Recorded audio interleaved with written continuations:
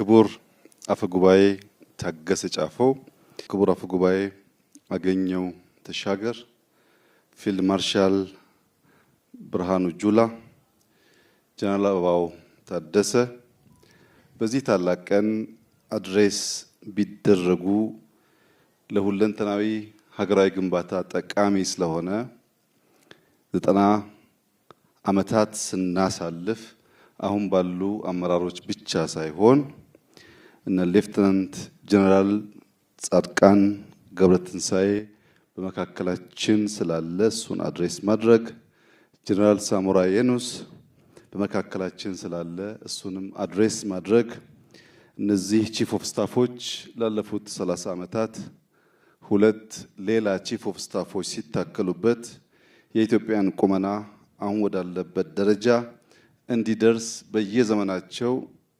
የራሳቸውን አስተዋጽኦ አድርገው ያለፉ በመሆኑ በጋራ ተሰባስበን እንዲህ ባለው ሁኔታ 9 ዓመታት የተሻገረውን አየር ኃይላችንን በጋራ ሰለብሬት ማድረጋችን ታላቅ መታደል ነውና እንኳን ደስ ያላችሁ፣ እንኳን በሰላም መጣችሁ።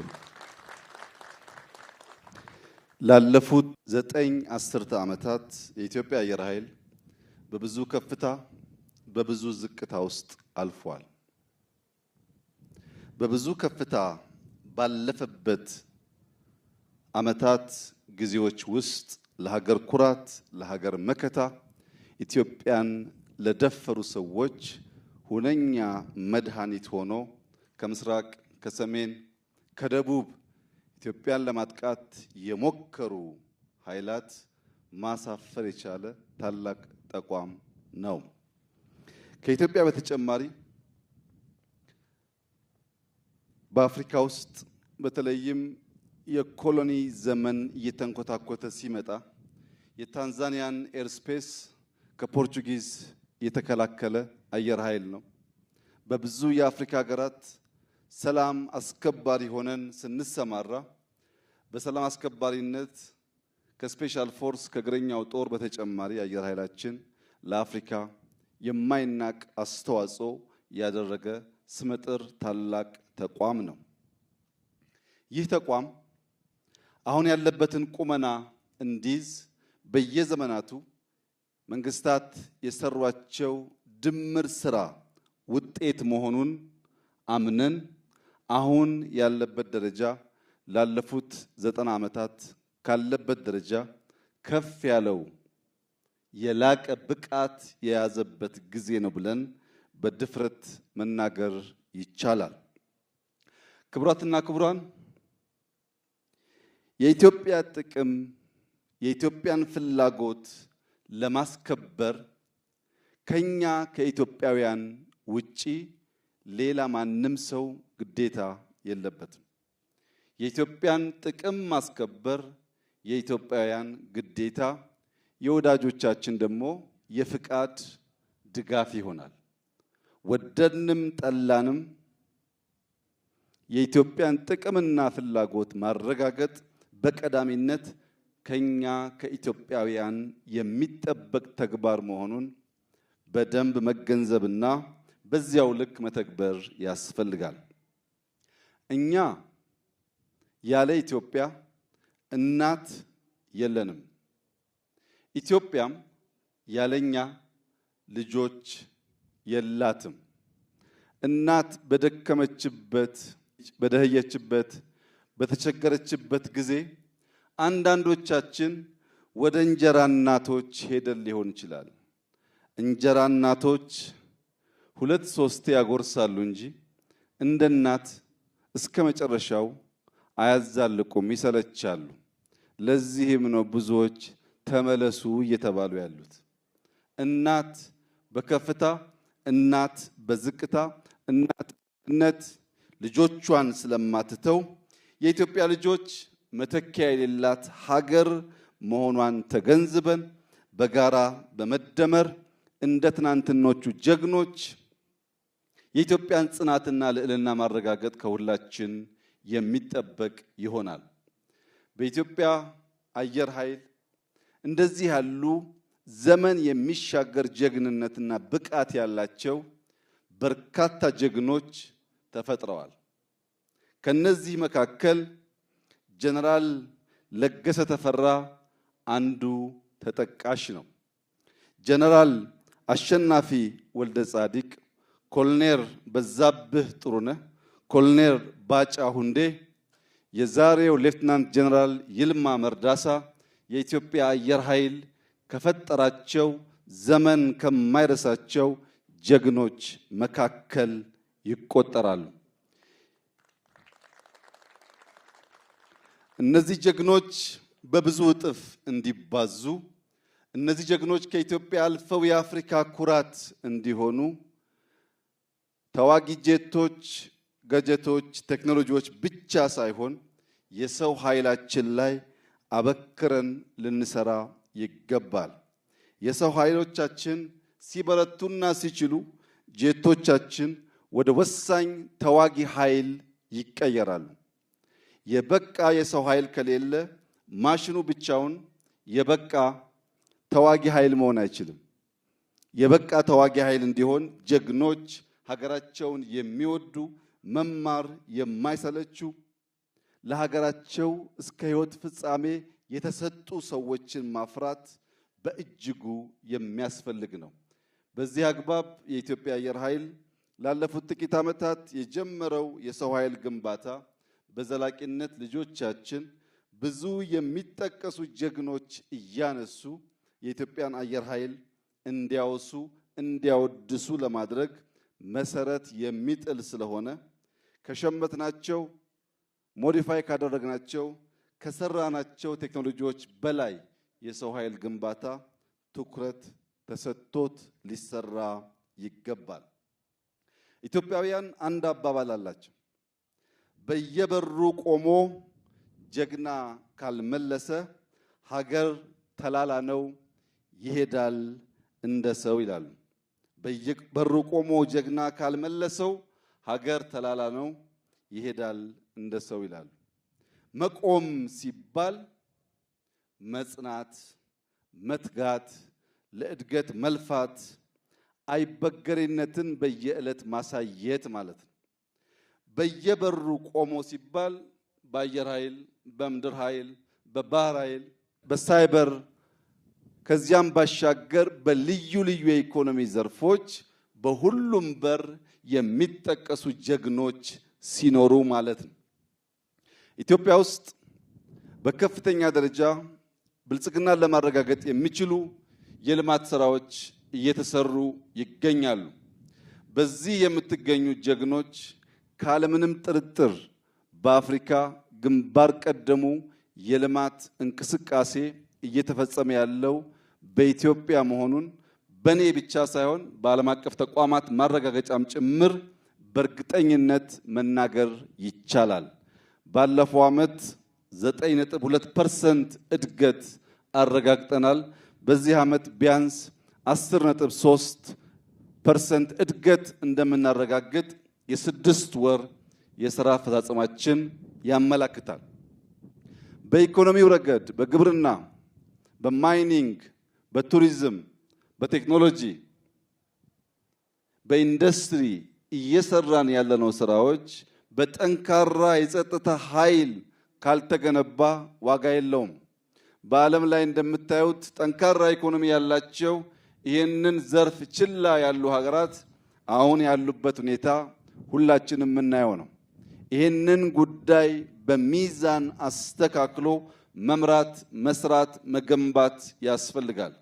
ምክንያቱም አንድ ቤት 10 በር ያለው ቢሆንና ከ10ሩ በር መካከል 9ኙ በሮች የተዘጉ ሆነው አንዱ በር ባይዘጋ በዚያ ክፍት በር 9ኙ መዘጋት ከንቱ ሆኖ ለጥቃት ሊያጋልጥ ይችላል። በሰላም ውሎ ለማደር እያንዳንዱ በር በበቂ ሁኔታ መዘጋቱን ማረጋገጥ ያስፈልጋል። 9 መዝጋት 10ኛው ክፍት እስከሆነ በቂ አይደለም። ስለሆነም በኢኮኖሚ፣ በዲፕሎማሲ፣ በፖለቲካ እንዲሁም በወታደራዊ አቅማችን በሚዛን ሁሉን ማሳደግ ስንችል የጸናች የተፈራች የተከበረች ኢትዮጵያን ለልጆቻችን ማስረከብ እንችላለን። ክቡራትና ክቡራን፣ በኢትዮጵያ የወደክበትን ሳይሆን ያዳለጠህን ቦታ ተመልከት የሚል አባባል አለ። የወደቅንበትን ሳይሆን ያዳለጠንን ቦታ ስንመለከት አየር ኃይላችን ምንም እንኳ 90 ዓመታት ያስቆጠረ ቢሆንም በእድሜው ልክ በቂ ተከታታይ ግንባታ እንዳልተደረገለት በውል ማየት ችለናል። ከዚህም የተነሳ ባለፉት 5 ዓመታት ከሞላ ጎደል 5 ዓመታት የ85 ዓመቱን ስራችንን የሚተካከል የቴክኖሎጂ የሰው ኃይል አየር በምድር ብቻ ሳይሆን ከአየር ጥቃት ኢትዮጵያን ለመከላከል የሚያስችል በርከት ያሉ ቴክኖሎጂዎች ለመታጠቅና ብቃታችንን ከፍ ለማድረግ ሰርተናል። በሚቀጥሉት 5 ዓመታት አሁን ያለንበትን የአየር ኃይል አቅም በእጥፍ ደረጃ ለማሳደግ የኢትዮጵያ መንግስት ግልጽ እቅድ፣ በጀት እና ምንጭ ለይቶ ከዋና ዋና አምራቾች ጋር በትብብር ስራ የጀመረ ሲሆን ዛሬ የአራተኛውን ትውልድ የመዋጋት ብቃት የገነባው አየር ኃይላችን በ2030 ወደ 5ኛው ትውልድ የሚሸጋገር በቁጥርም ከተዋጊ አንጻር አሁን ያለው በእጥፍ ቁጥር የምናሳድግ ይሆናል። በአየር ኃይል መብቃት ማሳደግ የሚያስፈልግበት ዋናው ምክንያት በስጋና በአጥንት ድል ማስመዝገብ ያደረ የቀረ ስርዓት ስለሆነ በቶክስ አቅም፣ በፕሪሲሽን፣ በቴክኖሎጂ ብዙ ምሽጎች ማፍረስና ውጊያን ማሳጠር ታሳቢ ያደረገ አቅጣጫ እንከተላለን። እያንዳንዱ ኢትዮጵያዊ ውድ ስለሆነ ቴክኖሎጂን በመጠቀም የሰው ሕይወት በመቀነስ የምንፈልገውን ድል ለመጎናጸፍ እንዲያበቃን በሚቀጥሉት 5 ዓመታት ቢያንስ አሁን ያለው አቅማችን በእጥፍ የሚያድግ ይሆናል። ኢትዮጵያ ለወዳጆቿ በሯን እየከፈተች በትብብር ለመስራት አብሮ ለማደግ ለመማማር ሰፊ ጥረት እያደረገች ትገኛለች። በዚያው ልክ ለጠላቶቻችን በራችን በቅጡ መዘጋቱን ማረጋገጥ ያስፈልጋል።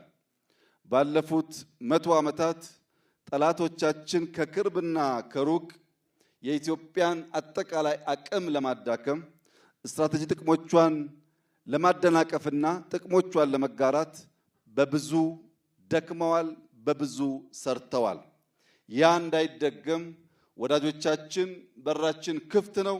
በትብብር አብረን ለመስራት አብረን ለማደግ ያለንን ቁርጠኝነት በድጋሚ እያረጋገጥኩ ጠላቶቻችንን በሚመለከት ግን የኢትዮጵያን ክብር፣ የኢትዮጵያን አንድነት፣ የኢትዮጵያን ብሔራዊ ጥቅም ለማስከበር ተኝተን የማናድር መሆኑን በድጋሚ ማረጋገጥ እወዳለሁ። ወዳጅም ጠላትም አንድ እንዲገነዘብ የምፈልገው ነገር ኢትዮጵያን በቅጡ ኢትዮጵያን በበቂ አናቃትም። ኢትዮጵያ ከምታውቋት ያለፈች ሀገር ናት። በሀብቷም በታሪኳም በብቃቷም። ከዚያ ባሻገር ኢትዮጵያ እያደገች ያለች ሀገር ናት። የአፍሪካ ትንሣኤ፣ የአፍሪካ ተመልሶ የማደግ ምልክት የምትሆን ሀገር ናት። ከእንደዚህ ያለው ሀገር ጋር ተስማምቶ ተባብሮ አብሮ ማደግ ብቻ ነው የሚያዋጣው። ከዚያ ውጭ ያለው አማራጭ ጥፋት ስለሚያስከትል አንዳንዴ የምትስቱ ቆማችሁ የቀራችሁ ወደፊት መራመድ የምትቸገሩ ሱ30 JC10 ወይም ከዚያ ያለፉ ቴክኖሎጂዎች ሲጠሩ ይሄ ደግሞ ምንድነው ብላችሁ ግራ የሚገባችሁ አሁንም ሚግ 21 ላይ ያላችሁ ሀገራት ደጋግማችሁ እንድታስቡ የሚያስፈልገው ኢትዮጵያ ትናንትና ላይ የቆመች ሀገር አይደለችም። ኢትዮጵያ ነገን ለመዋጀት አበክራ የምትሰራ ሀገር ናት። የማንንም አትፈልግም። የራሷን በየዋህነት በተላላ በአጭር ጊዜ ድል አሳልፋ አትሰጥም። የተሰጠ ካለም ማወራረዷን አትተውም። በኢትዮጵያ ውስጥ ብልጽግናን እናረጋግጣለን። በኢትዮጵያ ውስጥ የጀመርነው እድገት ምንም አይነት ፈተና፣ ምንም አይነት እንቅፋት ያፈጥነዋል እንጂ አያቆመውም። በኢትዮጵያ ውስጥ ተረጂነት ታሪክ ይሆናል። በኢትዮጵያ ውስጥ አሁን ያለው ተስፈኝነትና ለጠላት ተሰላፊነት የአምስተኛውን ረድፍ ተከታይ ኃይሎች ይመናመናሉ። የኢትዮጵያ ሰላም፣ የኢትዮጵያ አንድነት፣ የኢትዮጵያ ብልጽግና በኢትዮጵያውያን በጋራ ትብብር የሚረጋገጥ ይሆናል። ኢትዮጵያ ለኢትዮጵያውያን ሁሉ የምትጠቅም፣ የምትበጅ፣ የምትሸከም እውነተኛ እናት እንድትሆን ሁሉም ዜጎች በእኩል የሚታዩባት፣ በእኩል የሚስተናገዱባት፣ የከፋቸው ያልመሰላቸው ካሉ በይቅርታ የሚታቀፉባት፣ ኢትዮጵያና ኢትዮጵያውያን ጥቅማቸውን ለሌሎች አሳልፎ የማይሰጡባት፣ ልጆቻችን ወደ ኋላ መለስ ብለው ታሪክ ሲመለከቱ በሁሉም መስፈርት የሚኮሩበት ተግባር ፈጽመን የምናልፍ መሆናችንን በድጋሚ እያረጋገጥኩ ኢትዮጵያ በልጆቿ ጥረት ታፍራና ተከብራ ለዘላለም ትኑር። ኢትዮጵያና ሕዝቦቿን ፈጣሪ ይባርክ። አየር ኃይላችን አየራችንን ብቻ ሳይሆን ፍላጎታችንን ጭምር የሚያሳካ ተቋም እንደሚሆን ያለኝን ሙሉ እምነት እየገለጽኩ በአየር ኃይል የምትንቀሳቀሱ ጀግኖች በሙሉ በተሰማራችሁበት መስክ ካለ ማቋረጥ በመትጋት የኢትዮጵያን ስትራቴጂክ ፍላጎትና ብሔራዊ ጥቅም የማረጋገጥ ስራ ከፊታችን ያለ አብይ ተግባር መሆኑን ተገንዝባችሁ ቀን ከሌት ራሳችሁን እንድታዘጋጁ አደራ ልላችሁ ፈልጋለሁ። አመሰግናለሁ።